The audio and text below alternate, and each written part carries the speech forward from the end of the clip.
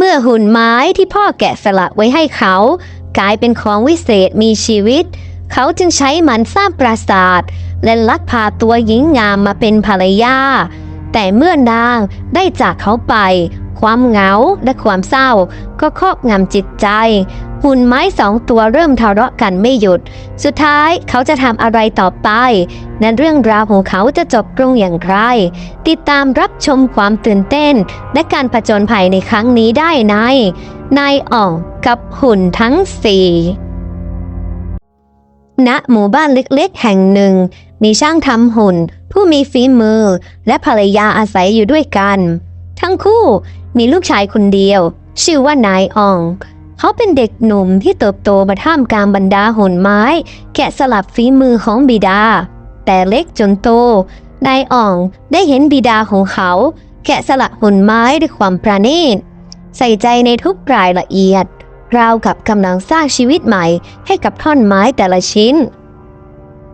จนกระทั่งวันหนึ่งนายอ่องรู้สึกว่าชีวิตในหมู่บ้านเล็กๆนั้นคับแคบเกินไปเขาปรารถนาจะออกเดินทางไปแสวงโชคในดินแดนที่ไกลออกไปดวงตาของเขาเปลี่ยนไปด้วยความหวังและความฝัน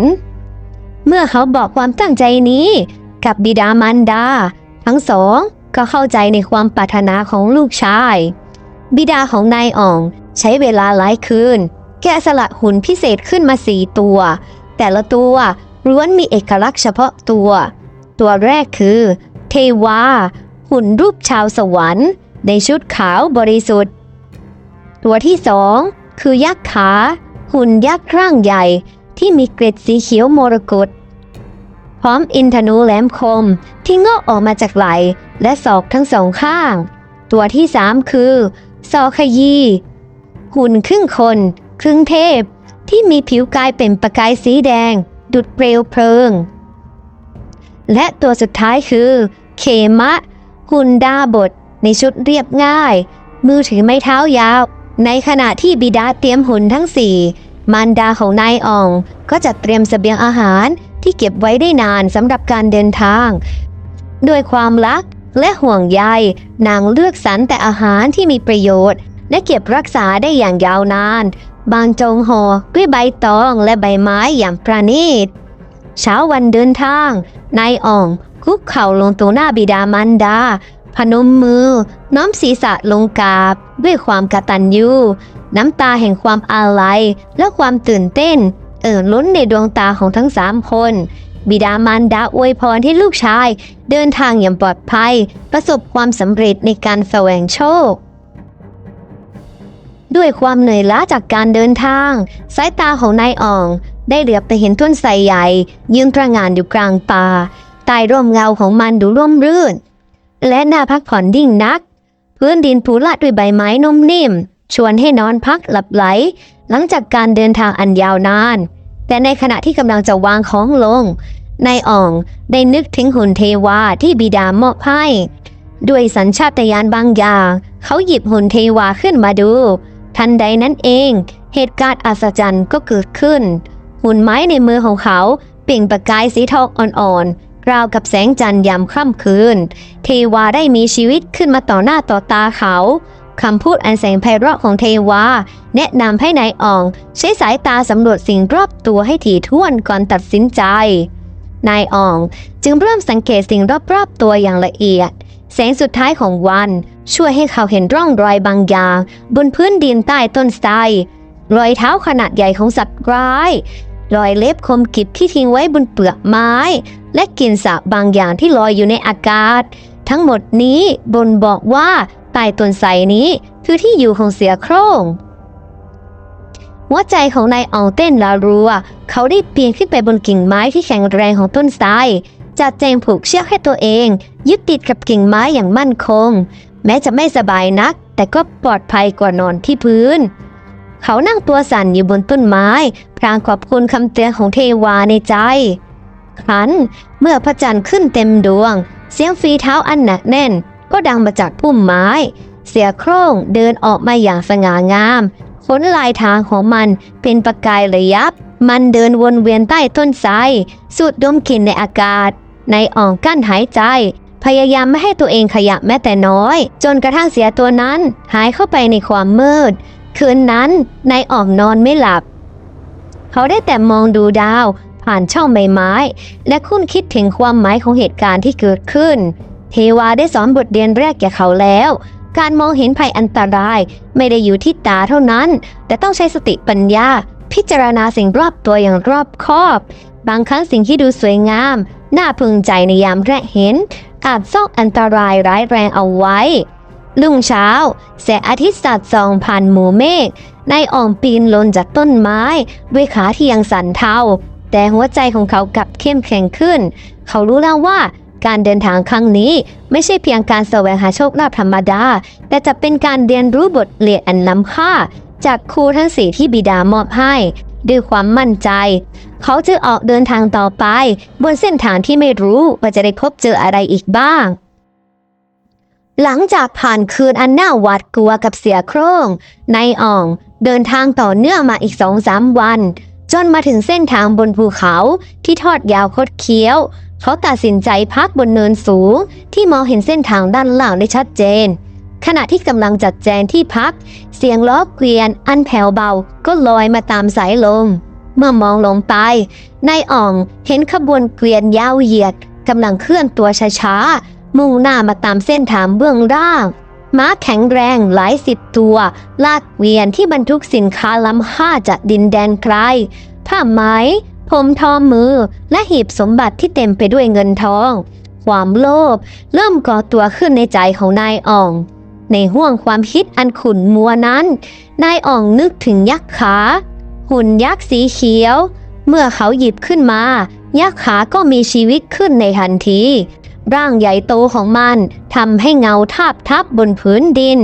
อินทนูแหลมคมที่งอกออกจากไหล่และเสาเปล่งประกายวับวามยักษ์ขาสัญญาว่าจะช่วยให้นายอ่องได้ทุกสิ่งที่ต้องการด้วยพลังอันยิ่งใหญ่ทันใดนั้นยักษ์ขาก็กระทืบเท้าลงบนพื้นดินอย่างรุนแรงแรงสั่นสะเทือนแผ่กระจายไปทั่วก้อนหินน้อยใหญ่กระเด็นกระดอนเสียงดันสนั่นหวั่นไหวไปทั้งภูเขาเนินเขาด้านหนึ่งพังทลายลงมาขวางเส้นทางฝุ่นตลบอบอวนเสียงร้องตกใจของผู้คนและม้าดังระงมพ่อค้าและคนเกวียนต่างวิ่งหนีเอาตัวรอดทิ้งสมบัติที่มีค่าไว้เบื้องหลังนายอ่องวิ่งลงมาจากเนินเขาด้วยความตื่นเต้นรีบค้นหาสมบัติในเกวียนแต่ละคันหีบเงินทองผ้าไหมอันงดงามผมทอลวดลายวิจิตรทุกอย่างล้วนมีค่ามหาศาลแต่ขณะที่กำลังรื้อค้นอย่างบ้าคลั่งเสียงสะอื้นแถวเบาก็ดังมาจากเกวียนคันหนึ่งที่นั่นเขาพบกับมาลาหญิงสาวผู้งดงามนางเป็นลูกสาวของหัวหน้าพ่อค้าถูกทิ้งไว้เพียงลำพังในความโกลาหลดวงตาของนางเต็มไปด้วยความหวาดกลัวและความเกลียดชังนายอ่องพยายามปลอบโยนและสัญญาว่าจะดูแลนางให้ปลอดภัยแต่มาลากับตวาดด่าเขาด้วยความโกรธแค้นประณามว่าเขาเป็นโจรใจร้ายนายอ่องยืนงงงันไม่รู้จะทำอย่างไรในใจหนึ่งอยากได้ทั้งสมบัติและหัวใจของมาลาแต่อีกใจหนึ่งก็รู้สึกผิดกับการกระทำของตนยักษ์ขากลับสนับสนุนให้นายอ่องใช้กำลังและอำนาจไม่ต้องสนใจความรู้สึกของผู้อื่นนายอ่องจึงหันไปพึ่งสอขยี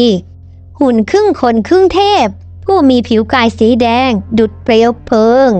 สอขยีกระโดดขึ้นไปบนอากาศกวัดแกว่งไม้เท้าวิเศษทำให้สรรพสิ่งยอมสยบต่ออำนาจของนายอ่องม้าที่เคยตื่นตระหนกก็กลับมาสงบพร้อมรับใช้นายคนใหม่ทรัพย์สมบัติทั้งหมดถูกขนย้ายไปยังปราสาทที่สอขยีเนรมิตขึ้นบนยอดเขาแต่ท่ามกลางความมั่งคั่งและอำนาจทั้งปวงนายอ่องกลับไม่มีความสุขมาลายังคงเย็นชาไม่ยอมพูดจาด้วยในคืนเงียบเขามองดูสมบัติมหาศาลของตนแล้วก็อดสงสัยไม่ได้ว่าการใช้กำลังและเล่ห์กลเพื่อให้ได้มาซึ่งสิ่งที่ต้องการเป็นหนทางที่ถูกต้องจริงหรือบทเรียนจากเทวาในคืนแรกของการเดินทางผุดขึ้นในความทรงจำวันเวลาผ่านไปนายอ่องนั่งอยู่บนบัลลังก์ในปราสาทหรูหราล้อมรอบด้วยทรัพย์สมบัติมากมายแต่ในใจกลับว่างเปล่า ด้วยพลังของซอคยีทำให้ทรัพย์สินที่ปล้นมาเพิ่มพูนขึ้นหลายเท่าตัวแต่สิ่งเดียวที่เขาไม่อาจครอบครองได้คือหัวใจของมาลายังคงเฝ้ามองนายอ่องด้วยสายตาเย็นชานางใช้เวลาส่วนใหญ่อยู่ในสวนดอกไม้ของปราสาทแม้จะถูกรอบล้อมด้วยความงดงามแต่ดวงตาของนางกลับเต็มไปด้วยความโศกเศร้าจนกระทั่งวันหนึ่งมาลาตัดสินใจเปิดปากพูดกับนายอ่องเป็นครั้งแรกเรื่องที่มาลาเล่าทำให้หัวใจของนายอ่องสั่นสะท้านบิดาของนางได้ตามหาลูกสาวจนมาถึงปราสาทแต่ไม่กล้าเข้ามาเพราะกลัวอำนาจของนายอ่องการสูญเสียทรัพย์สินสมบัติทั้งหมดทำให้บิดาของนางต้องตกอยู่ในความยากจนข้นแค้นต้องระหกระเหินไปขออาศัยญาติพี่น้องมาราร้องไห้ขณะเล่าถึงความทุกข์ของบิดาและขอร้องให้นายอ่องคืนทรัพย์สินที่ปล้นมานายอ่องรู้สึกหวั่นไหวในใจหนึ่งเขาอยากทำตามคำขอของมาลาแต่ยักษ์ขาและซอคยีกลับคัดค้านอย่างรุนแรงเสียงของยักษ์ขาดังก้องในหัวของนายอ่องเตือนว่าการยอมอ่อนข้อเป็นสัญญาณของความอ่อนแอซอคยีก็เสริมว่า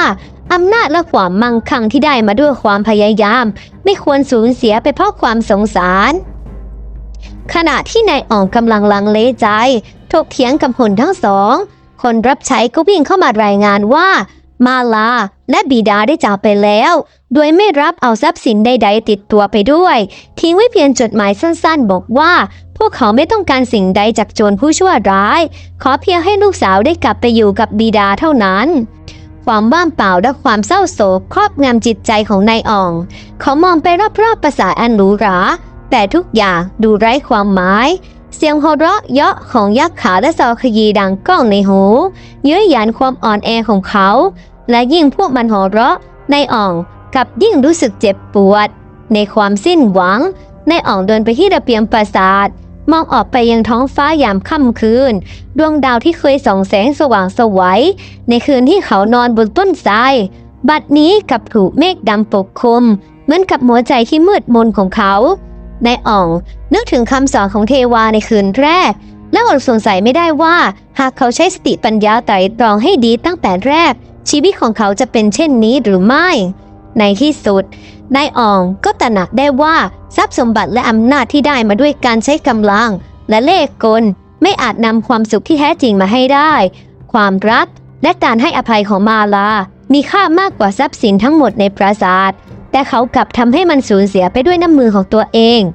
ท่ามกลางความเงียบงันของราตรีนายอ่องนึกถึงหุ่นตัวสุดท้ายที่ยังไม่เคยขอความช่วยเหลือนั่นคือเขมะ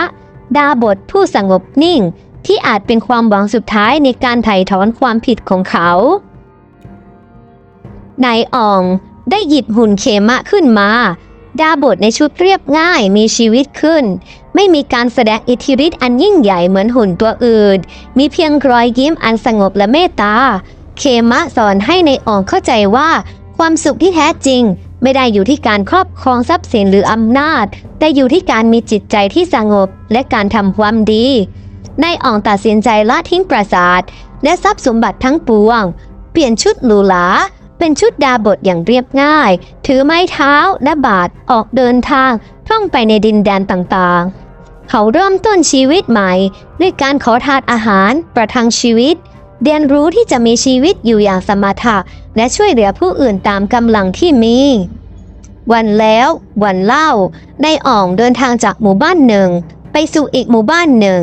ได้พบเห็นความทุกข์และความสุขของผู้คนบางครั้งเขาช่วยชาวนาเก็บเกี่ยวข้าวบางครั้งก็เล่านิทานให้เด็กๆฟังบางครั้งดูแลผู้เจ็บป่วยทุกครั้งที่ได้ช่วยเหลือผู้อื่นหัวใจของเขาก็เบาสบายขึ้นความสุขที่แท้จริงค่อยๆก่อตัวขึ้นในจิตใจแต่สิ่งหนึ่งที่ยังค้างคาในใจของนายอ่องคือความปรารถนาที่จะได้พบกับมาลาและบิดาของนางอีกครั้งไม่ใช่เพื่อขอคืนดีแต่เพื่อขออภัยในความผิดที่เคยทำไว้ด้วยความจริงใจเขาภาวนาทุกคืนขอให้ได้มีโอกาสแสดงความสำนึกผิดจนกระทั่งวันหนึ่งขณะที่นายอ่องยืนถือบาตรอยู่หน้าประตูบ้านหลังหนึ่งด้วยดวงตาที่ทอดต่ำตามธรรมเนียมของดาบทเขาเห็นมือขาวบางคู่หนึ่งกำลังตักอาหารใส่บาตรมือที่มีเส้นเลือดสีฟ้าอ่อนใต้ผิวหนังบางใสนั้นเป็นมือที่เขาจำได้ไม่มีวันลืม นั่นคือมือของมาลาเมื่อเงยหน้าขึ้นสายตาของทั้งสองสบกันมาลาตกใจเมื่อจำนายอ่องได้แต่แทนที่จะเห็นความเกลียดชังในดวงตาของนางเหมือนครั้งก่อนนายอ่องกลับเห็นความประหลาดใจและความสงสัยนางมองดูชุดดาบทของเขาผิวที่ค้ำแดดจากการเดินทางและดวงตาที่เปลี่ยนไปด้วยความสำนึกผิดและความจริงใจมาลาได้พานายอ่องเข้าไปพบบิดาของนางในบ้านเรียบง่ายแต่อบอุ่นนายอ่องคุกเข่าลงกราบขออภัยด้วยน้ำตาเล่าถึงการเดินทางและการเปลี่ยนแปลงในจิตใจของตนบิดาของมาลาที่นั่งฟังอย่างสงบมองเห็นความจริงใจในคำพูดของนายอ่องและการเปลี่ยนแปลงที่เกิดขึ้นในตัวชายหนุ่มด้วยความเมตตาทั้งมาลาและบิดาให้อภัยนายอ่องพวกเขาใช้เวลาคุยกันยาวนานแบ่งปันเรื่องราวที่ผ่านมาความทุกข์ที่ต้องเผชิญและการเรียนรู้ที่ได้รับมาลาเล่าว่าหลังจากปราสาทมาพวกเขาได้เริ่มต้นชีวิตใหม่ในเมืองเล็กๆแห่งนี้แม้จะไม่ร่ำรวยแต่ก็มีความสุขกับชีวิตที่เรียบง่ายเมื่อพูดคุยกันจนดวงอาทิตย์คล้อยต่ำบิดาของมาลาก็ชวนให้นายอ่องกลับไปที่ปราสาทด้วยกันไม่ใช่เพื่อเรียกร้องทรัพย์สินแต่เพื่อช่วยกันใช้สิ่งที่มีอยู่ให้เกิดประโยชน์แก่ผู้อื่นนายอ่องรู้สึกซาบซึ้งในความใจกว้างของทั้งสองและในดวงตาของมาลาเขาเห็นประกายแห่งความรักที่เคยคิดว่าสูญเสียไปแล้วกลับมาอีกครั้งหลังจากที่นายอ่องได้รับบทเรียนอันล้ำค่าจากหุ่นทั้งสี่ชีวิตของเขาก็เปลี่ยนแปลงไปด้วยความตั้งใจอันแน่วแน่ที่จะใช้ทรัพย์สินและอำนาจเพื่อประโยชน์แก่ผู้อื่นนายอ่องจึงเริ่มต้นสร้างเจดีย์อันงดงามขึ้นบนยอดเขาสูงเจดีย์แห่งนี้มิได้สร้างด้วยทองคำหรืออัญมณีมีค่าแต่สร้างด้วยหินที่ผ่านการเจรไนอย่างปราณีตแต่ละก้อนถูกวางเรียงต่อกันด้วยความตั้งใจและความศรัทธาที่ฐานเจดีย์นายอ่องได้สร้างรูปปั้นของหุ่นทั้งสี่ไว้ในท่าทางที่สง่างามเทวาในชุดขาวบริสุทธิ์ยืนประสานมือดวงตาเปี่ยมด้วยความเมตตายักษ์ขาในชุดสีเขียวมรกตยืนตระหง่านด้วยท่าทีที่องอาจสอขยีในอาภรณ์สีแดงนั่งถัดสมาธิพร้อมไม้เท้าวิเศษและเขมะในจีวรเรียบง่ายถือบาทด้วยท่าทีสงบนิ่งรูปปั้นทั้งสี่ถูกจัดวางไว้ในทิศทั้งสี่ของเจดีย์เสมือนเป็นผู้พิทักษ์แห่งปัญญาที่คอยเตือนสติผู้คนที่เดินทางมาแสวงบุญยามรุ่งอรุณแสงทองของดวงตะวันสาดส่องกระทบยอดเจดีย์เกิดเป็นประกายระยิบระยับไปทั่วบริเวณผู้คนที่อาศัยในหุบเขาเบื้องล่างต่างเล่าขานกันว่าแสงนั้นคือแสงแห่งปัญญาที่ส่องสว่างนำทางชีวิตนักแสวงบุญจากดินแดนไกลโพ้นต่างทยอยเดินทางมาบ้างมาด้วยความศรัทธาบ้างมาด้วยความอยากรู้อยากเห็นและบ้างก็มาด้วยความทุกข์ในใจหวังจะได้พบทางสว่างนายอ่องและมาลาได้สร้างที่พักสำหรับผู้แสวงบุญขึ้นรายรอบเจดีย์เป็นกระท่อมไม้เล็กๆที่พอให้ที่พักพิงยามค่ำคืนมีสวนผักและต้นไม้ที่ปลูกไว้ให้ผู้มาเยือนได้เก็บกินตามต้องการทุกเช้ามาราจะตื่นแต่เช้าตรู่เพื่อหุงข้าวต้มและทำอาหารไว้ต้อนรับผู้มาเยือนส่วนนายอ่องก็จะคอยดูแลความเรียบร้อยของที่พักแนะนำผู้คนขึ้นไปสักการะเจดีย์เรื่องราวของนายอ่องและหุ่นทั้งสี่แพร่กระจายไปไกลจนกลายเป็นตำนานที่ผู้เฒ่าผู้แก่เล่าสู่กันฟังเป็นบทเรียนสอนใจเด็กๆถึงการใช้อำนาจและทรัพย์สินอย่างมีปัญญาผู้คนที่มาถึงเจดีย์มักได้ยินเสียงกระซิบจากสายลมเย็นเล่าถึงเรื่องราวของชายหนุ่มผู้หลงผิดและกลับตัวกลับใจบทเรียนแห่งชีวิตที่ว่าด้วยทรัพย์สินและอำนาจนั้นเป็นดั่งดาบสองคมหากใช้ผิดย่อมทำลายล้างแต่หากใช้ถูกก็สร้างสรรค์สิ่งที่ดีงามได้ในยามที่พระจันทร์เต็มดวงผู้คนมักจะเห็นเงาของหุ่นทั้งสี่เคลื่อนไหวราวกับมีชีวิตบางว่าเห็นเทวาลอยขึ้นไปบนท้องฟ้าปล่อยผงดาวลงมาบางว่าเห็นยักษ์ขาเดินลาดตระเวนรอบเจดีย์คอยปกป้องผู้แสวงบุญบางก็ว่าเห็นเสาขยีนั่งสมาธิปล่อยพลังบำบัดทุกข์ให้ผู้มาเยือนและหลายคนบอกว่าได้ยินเสียงสวดมนต์อันแผ่วเบาของเคมะในยามราตรีปีแล้วปีเล่านายอ่องและมาลาใช้ชีวิตอย่างสงบสุข ความรักของทั้งสองเบ่งบานเหมือนดอกบัวที่ผลิดอกในสระน้ำใสลูกหลานของพวกเขาเติบโตขึ้นท่ามกลางเรื่องราวอันมหัศจรรย์ของหุ่นทั้งสี่และการสืบทอดภารกิจในการดูแลเจดีย์และผู้แสวงบุญต่อไปกล่าวกันว่าผู้ใดก็ตามที่ได้มาเยือนเจดีย์แห่งนี้ด้วยใจบริสุทธิ์จะได้รับพรอันประเสริฐจากหุ่นทั้งสี่ปัญญาจากเทวาพละกำลังจากยักษ์ขาอิทธิฤทธิ์จากสอคยี และความสงบจากเขมะ และนี่ก็คือเรื่องราวของนายอ่องและหุ่นทั้งสี่ที่ทางเราได้นำมาฝากกันในวันนี้นะคะต้องขอแจ้งให้ทราบล่วงหน้านะคะว่าเนื้อหาบางส่วนได้มีการดัดแปลงและเพิ่มเติมเพื่อเพิ่มอรรถรสในการรับชมไม่ได้มีเจตนาบิดเบือนความจริงจากตำนานหรือเรื่องเล่าเดิมแต่อย่างใดหากมีข้อผิดพลาดประการใดต้องขออภัยไว้ล่วงหน้าด้วยค่ะถ้าชื่นชอบเนื้อหาในคลิปนี้อย่าลืมกดไลค์กด Subscribe และแชร์คลิปนี้เพื่อเป็นกำลังใจให้กับทางช่องของเราด้วยนะคะนอกจากนี้หากเพื่อนๆอยากสนับสนุนช่องของเราเพิ่มเติมก็สามารถส่งเป็นซุปเปอร์แตงมาได้เลยค่ะทุกกำลังใจที่ได้รับจะถูกนำไปพัฒนาช่องให้ดียิ่งขึ้นหากมีเรื่องราวหรือหัวข้อที่อยากให้เรานำมาเล่าในครั้งหน้าสามารถคอมเมนต์ไว้ด้านล่างได้เลยนะคะทางช่องจะอ่านและตอบทุกความคิดเห็นและพบกันใหม่คลิปหน้านะคะทุกคนขอบคุณและสวัสดีค่ะ